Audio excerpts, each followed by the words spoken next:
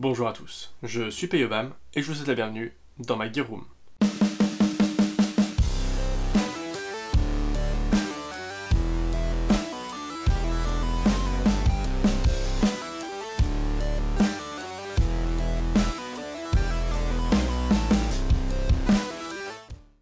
Aujourd'hui, on se retrouve pour un unboxing, donc c'est du matos que, comme c'est marqué dessus, Julot a acheté en Angleterre et il me l'a fait livrer chez moi, je vous en fais la review et je lui renvoie par la suite. Donc je le remercie tout simplement chaleureusement. Voilà, je te remercie Julot, tu fais vivre la chaîne, c'est super cool. Donc on va regarder ce qu'il y a dedans. Alors je suis clairement pas un expert de ce qu'il y a dedans, mais on va dire que la technique m'intéresse. Voilà.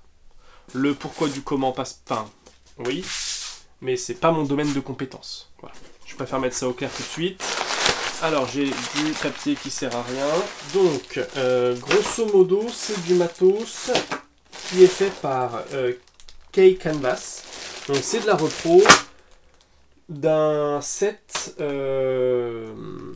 US guerre du Vietnam. Voilà. Donc on va commencer par les fringues. Je les passerai pas de mémoire avec Julot, pas tout à fait la même taille. Il est un peu plus svelte que moi le garçon. Mais en gros on va avoir hop, une veste. Voilà. Donc avec poche, avec double bouton ici. Pareil ici, deux poches sur, on va dire au niveau des hanches, deux poches de poitrine. Le tissu est assez léger. Ça a l'air pas mal. Et pas de poche sur les épaules, ce qui doit être normal pour l'époque. Voilà. On a la veste, que je vais essayer de plus ou moins bien replier. Faut pas que ma femme voie ces vidéos, sinon elle va apprendre que je sais plier les fringues. Et après, je suis perdu. Voilà. Ensuite, on a forcément le pantalon qui va avec. Hein.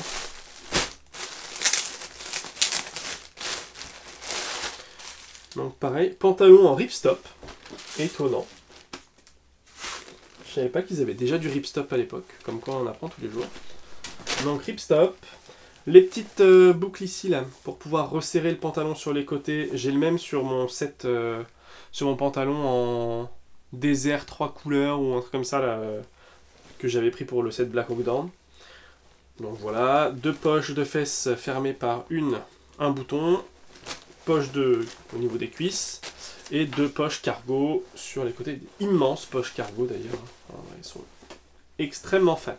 Voilà. Et des petits lacets en bas pour refermer le pantalon, pour le resserrer. Rien de bien fou, c'est une fermeture éclair. Ici, voilà, si ça jamais ça intéresse quelqu'un, fermeture éclair. Il y a aussi un chapeau de Bruce, voilà, que je vais ranger. Alors, c'est ce qu'il y a là qui m'intéresse le plus. Pourquoi? Parce que normalement, il n'y a pas très longtemps, vous avez dû voir la vidéo où Ordinary m'envoie son set russe, complet, molle, tout ça. Et du coup, je me suis dit que c'était pas mal d'avoir un peu les deux côtés de la force. Le smerch russe et on va dire le brelage US. Donc on va essayer de le monter. Et puis on va voir ce que ça donne, quoi. Hop, donc là, je suis désolé Julot, je vais enlever les... On va prendre une paire de ciseaux, ce sera moins chiant. Je vais enlever les étiquettes. Zwip. Donc on va avoir la ceinture US classique, à l'ancienne. Oh, j'avais la même quand j'étais petit, quoi. Voilà. On verra si c'est assez grand pour moi, normalement, oui. Une poche double PA en clip Malice. Voilà. On va avoir une poche gourde cantine en clip Malice aussi. Donc c'est les M1956 Canteen Carrier. Bref, le porte-gourde. Je vais essayer de les voir à peu près. Voilà, hop. Hop. Avec le porte-gourde, j'ai une gourde. Hein, voilà. On voit le plus gros là. C'est un butt pack, mais le field pack. Ok. Ça, si je dis pas de bêtises, c'est normalement une sangle pour M16. Une poche universelle. Voilà. Voilà. Globalement, ça va quand même être pour mettre des chargeurs. Hein. Pareil ici, les suspentes, les... comment on pourrait dire ça les bretelles du breulage, on va dire. Voilà. Et enfin, le holster, qui normalement est censé être en cuir. Ça a l'air d'être du cuir. Regardez ça. Ok. Bon. Alors. On a fait le tour. Donc dans le plan. Ça ira là-dedans. Ok, très bien. Bon. Alors déjà, on va essayer de régler la ceinture au bonhomme. Déjà. Voilà, donc la ceinture maintenant. Que c'est mieux. Oui. Bon, déjà ça tient. Sur le bonhomme, c'est déjà pas mal. Bon, donc la ceinture est faite. Logiquement, les poches pistolets, je vais les mettre plutôt devant. Mais il faudrait déjà que j'attache, on va dire, les suspentes. Alors, comment que c'est foutu ce machin? Comme je vous dis, hein, je découvre, c'est vraiment pas du tout mon domaine de compétence. Alors, elles sont légèrement rembourrées, ce qui est plutôt pas mal. Dans le principe, je suppose que c'est comme ça.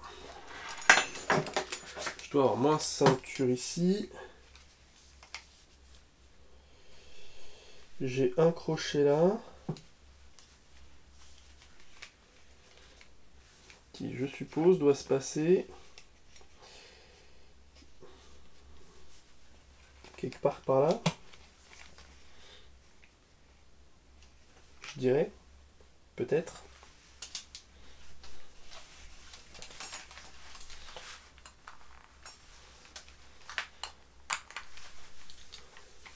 Peut-être pas là finalement. Je sais pas si vous voyez grand chose. Hop. Je pensais que c'était par là. Mais du coup, au vu de l'emplacement là, je pense que c'est plutôt par là. Clac, voilà. Pareil de ce côté-là. Ce serait donc plutôt ici quoi. Voilà. Et dans le dos, alors ça n'a pas l'air d'être croisé dans le dos.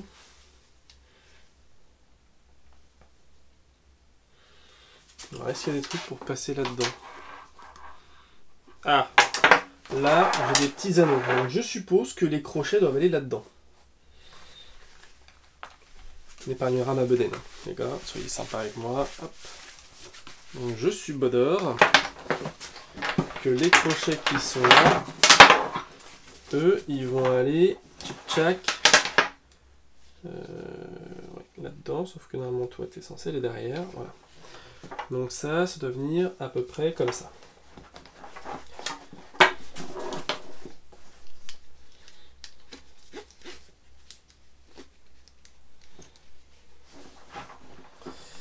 Il va juste falloir réussir à les mettre dedans. Voilà. Et le 1, ça se trouve c'est pas du tout ça, les mecs vont me défoncer en commentaire, les aficionados des tenues Vietnam vont me décheniller, mais bon, c'est pas de l'impro, enfin si c'est de l'impro, mais le but c'est d'essayer de voir la logique. Si jamais moi ce que je fais et que je trouve logique ça ne l'était pas à l'époque, il faudra me dire pourquoi. L'important les gars c'est d'apprendre. Hein, voilà. Donc ça c'est comme ça, ok. Dans le principe, maintenant que ça s'est mis, on va ouvrir les malice clips. Comme ça, on va faire passer la ceinture dedans. Voilà, et on la referme dessus. Donc ça c'est bon. On réglera la hauteur après. Admettons. Donc ça veut dire que de ce côté-là, putain j'ai mis le truc, mais il fallait que je le fasse passer. Non? Comment ça se tient ça? Cradoche le truc, hein. Vache, il est poussiéreux. Alors ça doit être pour passer sur une ceinture normale, et ça doit être pour mettre là-dessus. Voilà, donc le Gugus, il est comme As. Admettons. Hop, et du coup, il va caler ça comme ça. Donc dans le principe, ça doit passer. Je vais enlever ça parce que ça va me chier. Ah, donc ça, là, il faut que j'arrive à faire passer dedans. Donc normalement, si je suis le plan, ça doit être lui là-dedans que je fais monter. Et lui, là, pareil, je le fous là-dedans. Zwip. Zwip. Voilà. Et du coup, ça, je peux le refoutre là-dedans. Clac. Voilà. Et du coup, ça s'est posé. Je trouve ça étonnant que ce soit dans ce sens-là, mais bon, peut-être pour pas piquer le bonhomme. Bon, ok. Hop. On va fermer ça. Mon 1911, il est tout au fond des caisses là-bas. J'irai peut-être le chercher si j'ai la foi. Ok, du coup, de ce côté-là, on va mettre une poche type... J'adore ce système... Alors, oui, on va changer un peu de sujet. Mais j'adore ce système de fermeture. Pourquoi? Parce que c'est silencieux. Ça s'ouvre à une seule main. Là-dedans, j'ai de la place pour mettre, je pense, 3 chargeurs de M16 courts. Voilà. Et là, je dois pouvoir caler. Je suppose que c'est pour pouvoir mettre des grenades sur les côtés, là. Vous me direz, les gars, je pense que c'est pour les grenades. Je suppose. Et en gros, bah, vous avez une boucle ici, bah, un peu comme sur le même système de fermeture que les Russes, quoi. Une autre boucle qui vient par-dessus, c'est verrouillé par un petit éton. Hop là. Ça, c'est top, j'adore. Tip top. Alors ça, par contre, je ne sais pas à quoi ça sert. Ça, là. Si quelqu'un sait, je veux bien l'info. Parce que j'avoue que moi, pas savoir. On va rouvrir les malice clips. Alors par contre, ouais, comme je disais, ça, je ne sais pas où ça. Parce que je pense pas que ça s'accroche. Peut-être. Hein. Peut-être que ça vient s'accrocher là. C'est une possibilité. Je suis pas sûr de ça. Ça m'étonnerait que ça vienne se mettre là. Peut-être que ça vient se mettre sur la petite boucle ici de la suspente. Hein. Vous savez quoi, on va le faire comme ça. Et on verra après. À l'usage. Peut-être que c'est pas du tout ça. Si jamais c'est pas ça, vous me le direz en commentaire. Je vais mettre mes chargeurs de PA un peu comme un Resanga, donc devant. Là, comme ça j'ai mon porte-chargeur devant. On va mettre les deux porte-chargeurs M4 bah, juste derrière. Voilà. Hop. Ça là, là. Et ça du coup, dans le principe, ça pourrait aller dans le truc de la suspente aussi. Ok, bon. Alors maintenant il me reste ça là. Et ça, bah du coup, je sais pas trop où le foutre. Hein. Je vais le passer. Hop.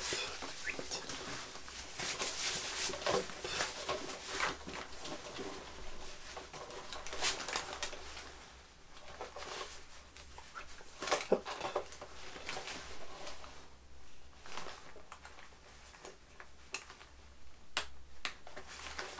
Ok, donc là j'ai de quoi mettre mes chargeurs de PA.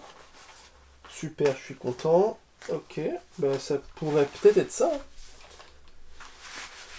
Ok, donc ça, potentiellement, je peux le remonter encore. On va dire qu'on est à peu près à la même longueur. Allez, on est à peu près à la même longueur. Qu'est-ce que j'ai là? Bon, le butt pack qui se ferme avec des petites lanières. Bon, rien de bien fou.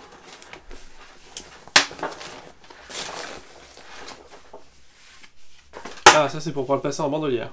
Ok, très bien, c'est cool. Merci les gars, ça fait très plaisir. Comme sur les butt pack russes, il y a... Ah, celui-là il n'a pas de lanière par contre. Il n'a pas de cordon pour le refermer. Il y a un petit surplus de tissu qu'on peut fermer comme ça pour pas que la flotte rentre dedans, c'est plutôt malin. Hop. Et puis pour fermer, on passe dans la boucle en métal. Hop, une fois, on repasse deuxième fois. On serre, ça marche. Il y a aussi de quoi mettre du matos en dessous. Je sais pas s'ils mettaient pas les cordes en dessous, je me rappelle plus. C'est... Alors par contre, si quelqu'un sait pourquoi de ce côté-là, il y a plein de petits trous là, de petits rivets, tout là, je suis curieux de savoir. Ok, bon, on va dire que c'est pas mal.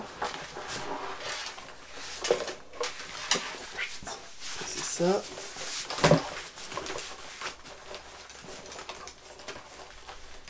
Je pense que niveau hauteur, j'ai eu le cul quand je l'ai fermé.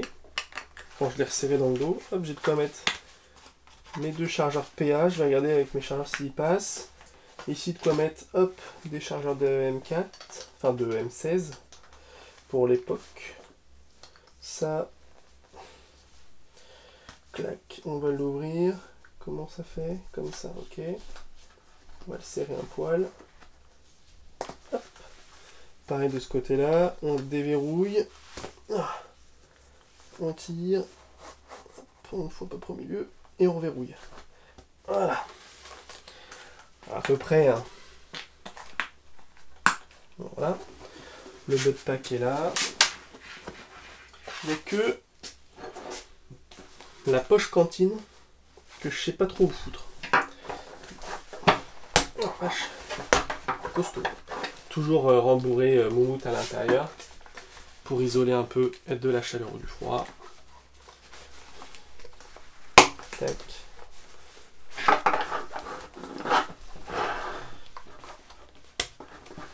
Et tac. Voilà. Bon. Je vais essayer de chercher mon PA. J'arrive. J'ai le petit 1911 Cybergun. Voilà. Est-ce que ça rentre alors? Vous ne voyez peut-être pas vous, mais ici, là, hop, il y a une petite lanière en cuir que je peux venir enlever. Normalement, la passer autour de la jambe pour pas trop que ça bouge. Bon. Je sais pas dans quelle mesure c'était mis. Hein. Ou pas. Hop. Ça. Ça rentre. Et ça ferme. Et la question c'est est-ce que mes chargeurs CO2 vont rentrer dedans? Alors ça rentre. La question c'est est-ce que ça va fermer du coup? Avec les lèvres du chargeur. Clairement, c'est pas dire. Non, ça fermera pas. Avec les lèvres et le talon du chargeur, ça ferme pas. Il manque beaucoup. Par contre, je trouve ça extrêmement stylé. Comme holster, je trouve ça très cool. Bon, ça c'est dommage que ça tienne pas. Pour le set Black Hawk Down, j'avais pensé en acheter des comme ça ou en cuir. Mais bon, bah, j'ai bien fait de pas les prendre parce que ça n'aurait pas fermé. Voilà, clac. Mais ça là, le holster, en vrai, on a fait évidemment des sorties plus rapides, mais en vrai ça tient. Et puis avec la lanière, finalement, ça bouge pas. C'est pas mal.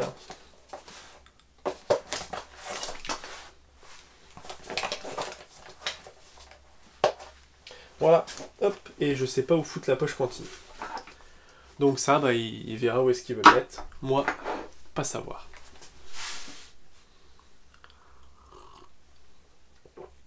Alors maintenant, si je compare avec, on va dire, le matos russe que j'ai.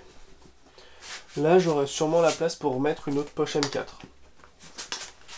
De ce côté-là, sûrement aussi. Donc ça veut dire que, intrinsèquement, je pourrais avoir à peu près le même emport. 2 chargeurs PA. Les Russes avaient des grenades, bon, ça se discute.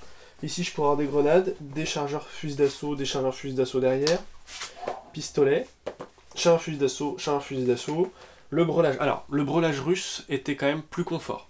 Là, c'était bien plus rembourré. Niveau réglage, c'était plus facile à régler aussi, parce que ça, c'est un peu un système à la con, hein, on va pas se mentir.